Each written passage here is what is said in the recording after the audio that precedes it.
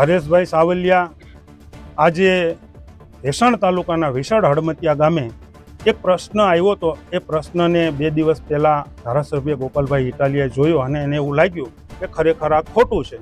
ખોટું એવું હતું કે આ એક મકાન છે, અહીંયા એક બેન રહે છે, તો કોઈ લોકો દ્વારા, માથાભારે લોકો દ્વારા આ બેનના રસ્તો જે હતો, હલાણ હતું, એ હલાણ આડા બેલા એટલે કે પથ્થર મૂકી દેવામાં આવ્યા.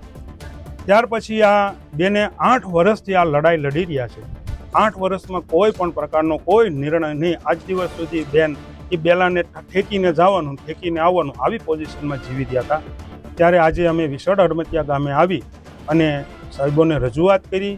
અહીંયા ટીડીઓ, ડીડીઓ, મામલતદાર શ્રી, પ્રાંત અધિકારી, પીઆઈ શ્રી, ડીવાયએસપી, એસપી સહિતના ઉચ્ચ અધિકારીઓ તમામ સ્થળ ઉપર આવ્યા, પણ તમામ અધિકારીઓએ ઊંચા હાથ કરી દીધા છે. તમામ અધિકારીઓએ એવું કહી દીધું કે મેટર કોર્ટમાં છે, એટલે અમે કાંઈ કરી શકીએ નહીં. પણ અમારી જાણવા મુજબ પ્રાંત અધિકારીને પોતાને પાવર છે કે આનો રસ્તો ખુલ્લો કરી શકે. કોર્ટનો કોઈ પણ પ્રકારનો નિર્ણય નથી.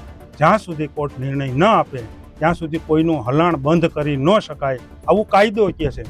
પણ કાંઈ વાંધો નહીં, આજે તમામ અધિકારીઓને કાયદાને માન આપી અને અમે પણ નિર્ણય લીધો છે કે કોર્ટની તારીખ આગામી તારીખ 6/8/2025 છે, તો 8 વર્ષ રાહ જોઈ છે. હવે એક અઠવાડિયું રાહ જોઈ લઈએ કોર્ટ શું નિર્ણય આપે છે. અને અમને પણ આશા છે કે કોર્ટ માણસાઈની દ્રષ્ટિએ આ નિર્ણયને યોગ્ય નિર્ણય આપશે એવો અમને વિશ્વાસ છે. હું ભૂપત માલવિયા, ભેસાણ તાલુકા ભાજપનો ઉપપ્રમુખ છું અને હાલમાં ગામમાં ઉપસરપંચ તરીકે ફરજ બજાવું છું.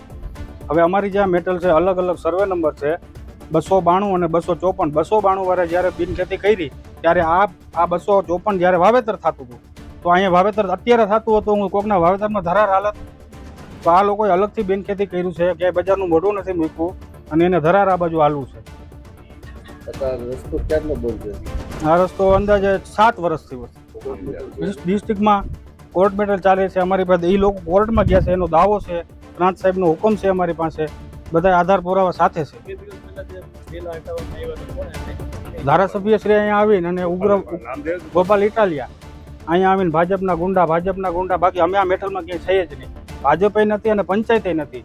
કોર્ટ જે હુકમ કરે આ લોકો એનો શિરોમાન્ય છે. જે હુકમ કરે, કોર્ટ અત્યારે હુકમ કરે તો આ પહેલા હું લઈ લઉં, એની જવાબદારી હું લઉં, એ જવાબદારી લો. ખામી પાલટી અને આ પાલટી અત્યારે કોઈ ઝઘડો કરે એનું લેખિત અરજી આપો. અમારે કોઈને કાંઈ છે નહીં. આ બહારથી માણસો આવીને અમારું આ વાતાવરણ ઉગ્ર કર્યું છે. હું એની ઈ પાર્ટીની જવાબદારી લઉં. હાલો, એ કાંઈ ન બોલે ગામના સરપંચ તરીકે. સર, આજે વિવાદ હતો કે દિવાલ બાબતનો શું એમાં સર? આજે દિવાલ બાબતનો વિવાદ હતો, ત્યાં બંને પક્ષકારો નામદાર કોર્ટની અંદર ગયેલા છે 2022 થી, અને કોર્ટનો ચુકાદો કશું આવ્યો નથી સુધી કાંઈ પણ. હવે કોર્ટ ન્યાયિક પ્રક્રિયામાં રોકાયેલા હોય તો પછી જ્યાં સુધી ન્યાયિક પ્રક્રિયાનો નિર્ણય ન થાય ત્યાં સુધી કોઈ વહીવટતંત્ર છે એ એમાં કોઈ હસ્તક્ષેપ નથી કરી શકતો. અને બંને પક્ષકારો ખાનગી છે અને બંને ખાનગી માલિકીવાળા જ બંને પક્ષકારો ન્યાયિક કોર્ટમાં ગયા છે. ન્યાયિક કોર્ટનો જે નિર્ણય હશે એ પ્રમાણે આગળ કાર્યવાહી હાથ ધરવામાં આવશે.